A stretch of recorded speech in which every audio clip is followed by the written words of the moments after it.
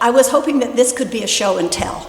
All right, so I went through a lot of my archive material at home and realized that the first show that I ever attended at the Parish Players was the Chalk Garden. And that was in 1989. So that puts maybe about for half of, this is like 25 years ago, so for the Parish Players had already been here doing shows for 25 years. And the reason I came to Chalk Garden is that my daughter's friend, Jody, was in the Chalk Garden. So that was why we came. And then for a long time, I became involved with another community theater, and so I didn't come back for a number of years. I came to a couple of shows, but the first show that I ever auditioned for or was in was Hopes and Visions, and that was directed by Ed Tyler, and Hopes and Visions was in 1992, I believe, was Hopes and Visions, 1992. So, and then I started becoming as an audience member more regularly. And I auditioned for a few more plays to be in them at the same time I was doing, like behind the scenes work at another community theater, the board work and the costume work and all of that stuff that you knew, needs to go on when you do live theater. All really producers. The angel of the production is the producer. Okay, so another important, in my opinion, thing I accomplished at Parish Players was in 1992 when I auditioned to be in the tragical comedy of Punch and Judy, which was directed by Rhea Bloss.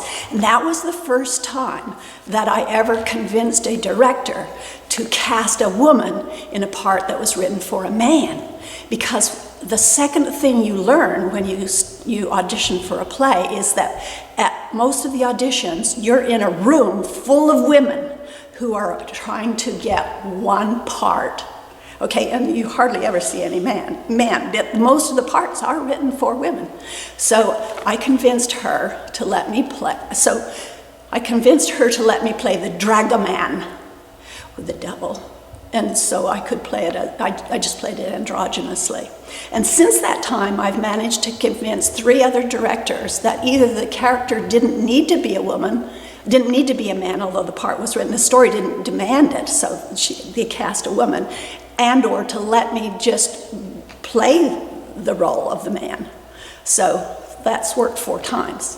You have to do that because, things are changing, but not fast enough. Most of the plays have men in them. That's my beef.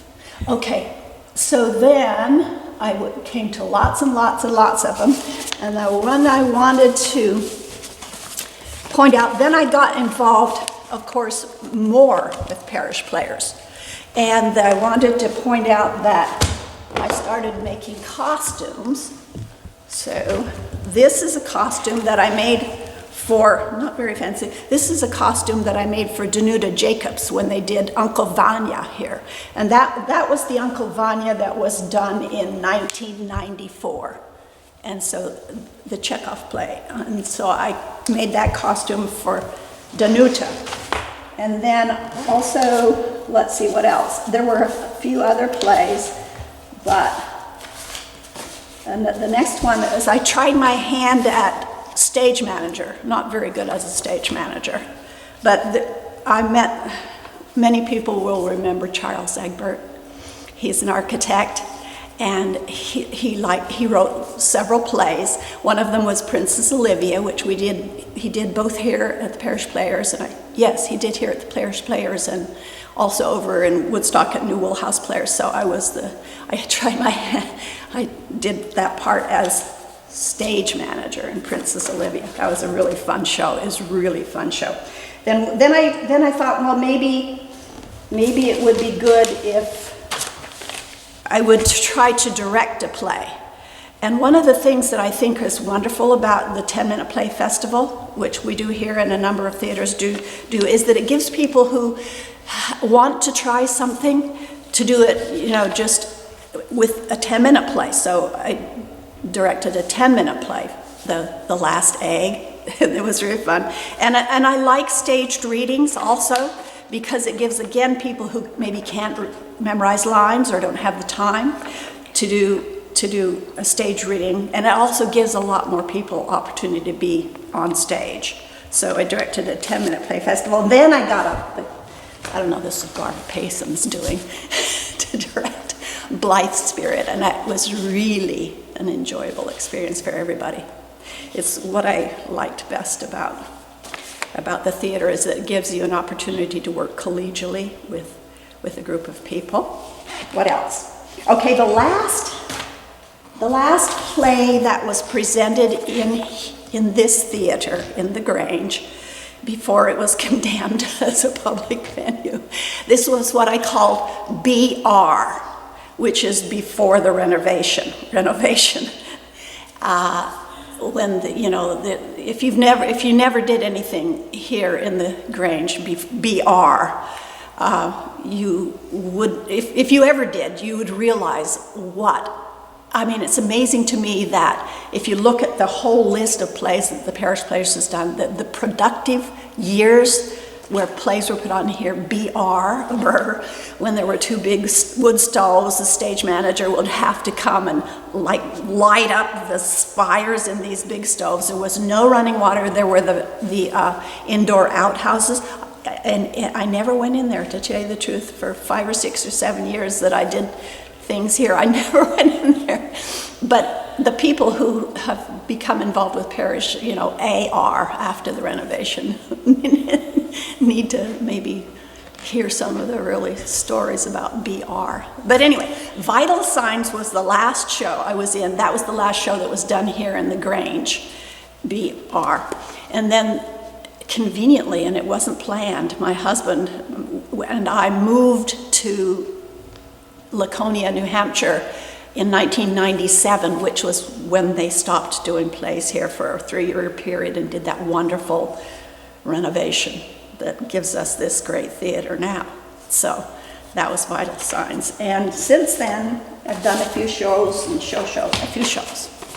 I don't know, Venetia and 12th night. Oh, the nice thing about 12th night, here's another plug, is that 12th night, I always wondered over the years, in the olden days, Shakespeare used to do plays with all male casts. Why doesn't anybody do a Shakespeare play with an all-female cast? So lo and behold, Bill Coons came by and he directed 12th Night with an all-female cast. I played Malvolio. It was a hoot. It was wonderful. It's great.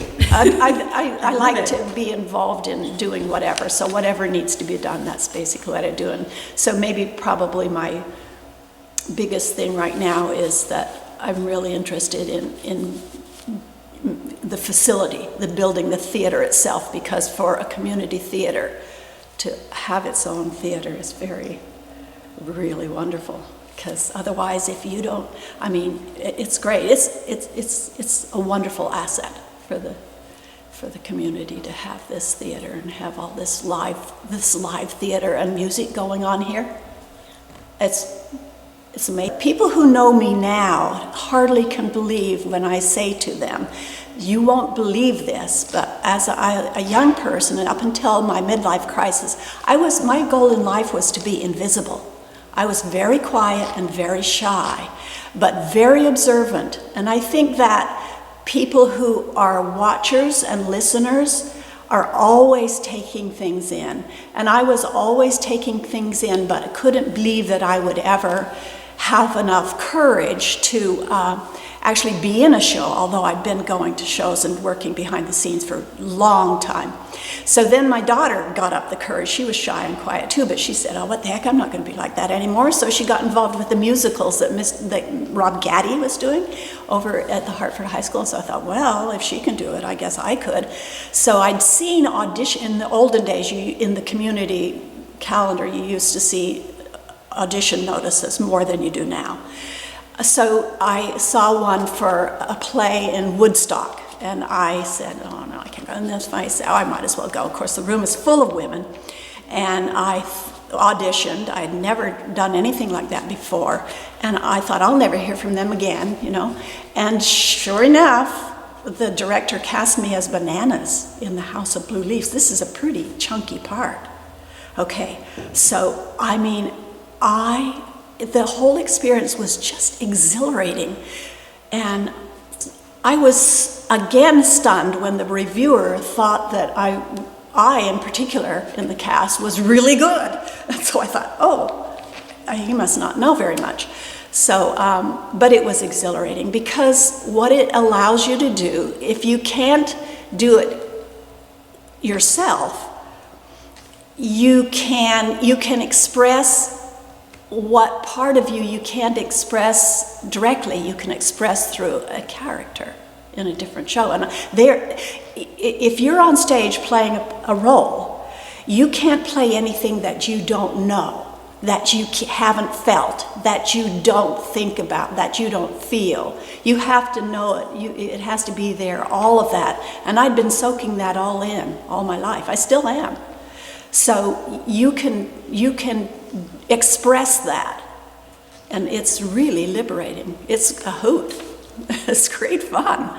So that's why everybody likes to, I mean, the people who've been doing it all along, why they think it's great and why they want to do that, and they don't want to be the producer, for example. But I'm also very pragmatic, and I see, well, this needs to be done. You can't be on stage. You can't have a play if you don't have a producer and you don't have a director and you don't have a board to support the theater. You don't have a theater. You don't make it run. You don't have somebody to do lights. That's the only thing I've never really done. Slightly I've done it. In one play, the designer set everything up. It was very simple. 1, 2, 3, and I just thought, oh, I can't do this, but I did it, didn't mess up, but I wouldn't have been able to fix it if it hadn't worked, you know what I mean? But so tech work. Like you say, you don't do costumes. I probably shouldn't be let loose on a light board or anything like that. But I'm sure glad that there are people who do that. One of the driving forces in my life is I have this almost unrestrainable desire to turn chaos into order. It's because I like to work in an orderly fashion and in an orderly environment. So when you walk into a theater, you can spend your whole life. So I've spent lots of hours. I've been up to here in lots of gruddy stuff, you know, in order to turn chaos into order. So that's my thing. I can hardly restrain myself. It's not orderly now because I'm on hiatus. I don't want to complain, but I see a lot that needs to be done. But I'm resisting right now, so. Okay. We're going to go upstairs. Okay. And Good. she teed it up handheld. with her penchant for making order out of chaos. But it's Awesome. chaotic now. The order has sort of deteriorated. We'll get back up there then. I can hardly restrain myself. I'm purposely. It's the kind of things that most people wouldn't want to do, but I look at it and I think, oh man, this could work so well. Yes, and that was the other thing, is I thought there's so much history here, it needs to be organized. The stairway got changed a lot. I remember when we used to come up here, there's a chimney up in BR. This part is not insulated, but no, that part is insulated. But anyway, there was this big stove right there. And this is where this was like the green room and whatnot. But this is where we keep we've turned this into the library. Things sort of get out of place very easily here. So there's, the energy that has to go and the time that needs to go into doing a production. By the time it's over, and I understand this completely, people are just exhausted, So things tend to just get piled places, So there really needs to be somebody who puts it all back in so that the next time you need it, it's where it's supposed to be. And that's a job that most people don't like to do, but it's kind of like I can hardly restrain myself. So, but I'm not the only one. I mean, Steve Campbell and Barbara Payson and I worked on archives, and Barbara keeps the props going. Okay, so when we first started with the archives project, you have to envision that when you walked in this room, it was just full of boxes of stuff. Because once people are finished with a show, or they've been on the board, or they want to donate something, costumes or props or paper that's just stacked in their home. They'll just come and dump it in boxes. So I just had to open up all the boxes. And I mean, we set it up in the dressing room. We had whole big tables. Posters were everywhere. There was no order to anything that I could discern. The filing cabinets were here, but people would pull things out and put them here on the table. And so I spent between here and at home, I spent at least a year with things all spread out, reading it. I learned a lot by reading all the stuff that was piled in boxes and getting it into file folders and getting it labeled and lists made of it. The posters were all over, so I organized the posters and we found out what year the show was done, and I know which ones we don't have posters of, and we're trying to get posters for, programs, photographs. All of this was just piled in boxes around here. The scripts were all pretty much organized, but everything else was needed, and so that's, I have it now so that the organizational material is in here, and we've created folders for all the shows that have been done here so that we have material for. So I've got this chair, this prop, is sitting here in front of this particular one, but right down here I have the Parish Players shows, a folder for everyone alphabetically, so it includes these two drawers from A to Abortion Monologues to Z. Did we have a Z? I think we had Z something. We have a Z show too, but I can't remember what it is. It's clear down in that bottom drawer. So we have the folders, and as we get more materials, we'll create more folders and get photographs, and I contacted directors to see if they had posters, and the posters are all labeled years. They're all here, and the ones that I had laminated down at Noman, we've started putting up on the wall, which you can show maybe hopefully in a minute. They're very beautiful posters, all chronologically of shows that we've done. So that's an ongoing process. And Barbara keeps the props. Okay, so the same thing happens with costumes. First of all, it's not insulated in here, so there are times when I just come in here with my coat and my hat and my gloves on, but since it's not insulated, in the wintertime it's pretty cold in here. So you also have to watch your head, but there were women earlier on who did a lot of work on the costuming before I ever got here. So all this was all set up. It's just a matter of keeping it going. So there were boxes stacked all over with people, and costumes piled everywhere for the show, which didn't get put back. There was a barely discernible by that time order and organization to them. So I just kept going. I think Sally has done a lot of work in costumes here, and that's why I'm hoping you'll be able to get Sally on here, because I know that she did a lot of work. But so we have, what I did was, there's a difference between a costume and vintage clothing. And a lot of people don't bother to make that distinction, but I think it's important to make the distinction, because we have a lot of costumes here that perhaps, for example, were given to us by, I think, Opera North. And they're actually made to be costumes. So, for example, this is not vintage clothing, this is a costume. So I make a different distinction between, these are all costumes, and on the other side of that barrier are vintage clothing. And so some of the vintage, once vintage clothing gets older than, I used to own a vintage clothing shop, so really you shouldn't really use vintage clothing that's older than, say, maybe the 40s as a costume, because it's too fragile, it's too small, and you would destroy it. If it had any value, you would destroy it by using it as a costume. But we do have some vintage clothing that's back there.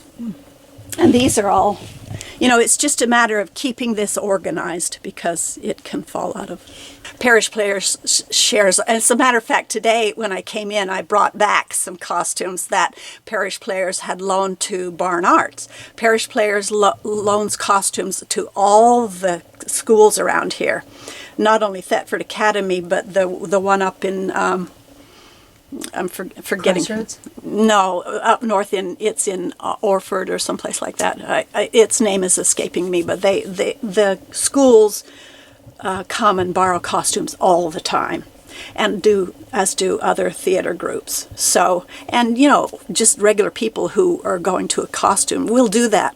We have a lot of costumes. They should be used. So we do. We just lend them, and it works out really fine. And they do the same for us. So Nice. the men's costumes are upstairs. Which, yeah, you have to watch your step. And then there are more props up here, and building materials and lighting materials and all kinds of things up here.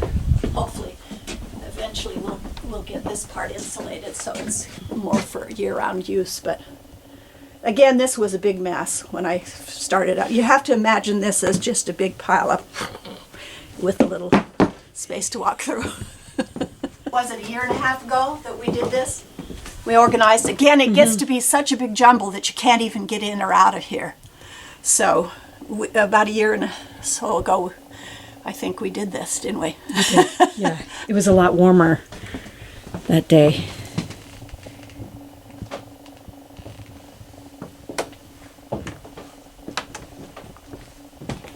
When I first came in here, so this is an unheated space. So back in that corner on those shelves were, I don't know, maybe 30 gallons of paint and about 30 quarts of paint that had been stored here in an unheated space, which of course they were just worthless. So I hauled them all down to, hazardous waste, and hauled all the paint down to the Route 5 area to get all that paint out of there. So, this just happens. It's the kind of thing that I groove on, I guess.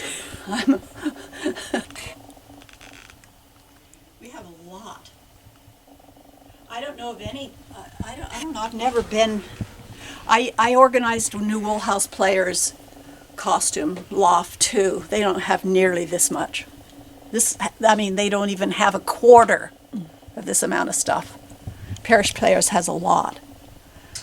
Yeah.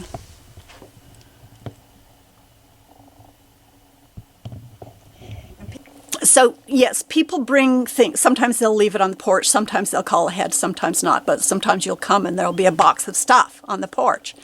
And I'll always go, and when I first came and started to get the costume, there were a lot of boxes to go through of things that had just been left as donations for costuming. And I soon had to realize that you can't justify space in the costume area for something that somebody could take out of their own closet or get at the thrift store. There's just not enough space to do that. So I pretty much will give to the thrift store things that should go to the thrift store, and they do. There is textile. There used to be textile recycling, so if it's not useful as a garment, it can at least be recycled for its fiber content. Until Alex put this railing in here, we had to go down backwards, but he put this railing, which makes it a lot safer. You gotta watch your head. Okay, so you see that the posters? Those are the earliest posters. Anyway, you asked about costumes. This isn't the most. I don't know that this is my favorite, but this is just the one I just recently brought back. I had it dry cleaned. But there are some pretty nifty costumes in there, and I don't know if this was something that was made by Parish Plays or if it was donated to them from Opera North. But pretty cool. So there was this part in The Little Prince of what somebody called the conceited man. So when they were over here trying to pick out costumes, I said, how about if the conceited man wore this? This is really cool. And what was the show, Linda, that they did, that they borrowed a lot of costumes from for something up in Randolph. What was they did Alice in Wonderland, was it? What was it? I almost want to think it's Sleeping Beauty, but Sleeping I Beauty. don't know, it was something that required a lot of gowns. Oh, it was Cinderella. Cinderella, yeah. A lot of the hats, we got the hats. The hats were just flitting all over the place in there. There was no room for hats. So the hats are now mostly here in these boxes, and wigs. And I'm just gonna do a quick.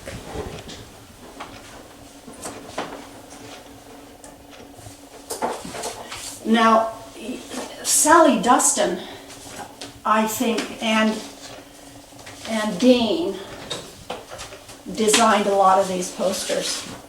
I mean, their involvement with Parish Players goes back way early, almost to the very beginning.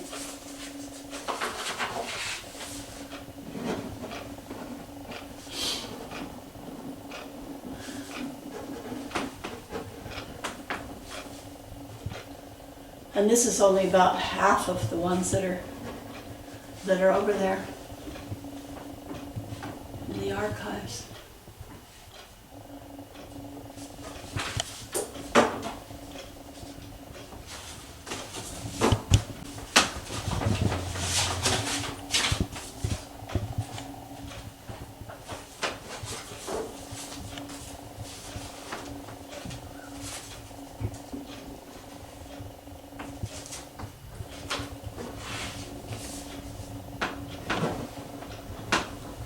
So a lot of these plays, in the last 5 years, they've been reprising different shows. So Shadowbox was done earlier, then reprised the Shadowbox. Sleuth was done earlier, reprised that. Angel Street has been done 3 times. That's the first show up there on Angel Street. Then the second time is, I don't have the poster. Uncle Vanya's been done a couple of times.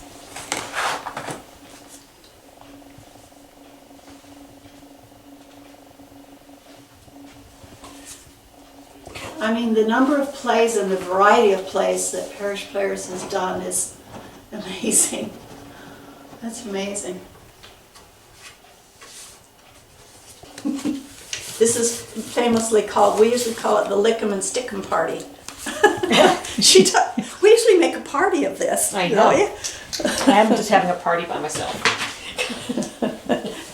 It's a little lonely. Linda's engaging Yes. in the Lick'em and Stick'em Party. And I'm writing little notes to people. Stuff like, write the big check. Yes, this is the annual fund. The Time to write the big fundraising check. outreach.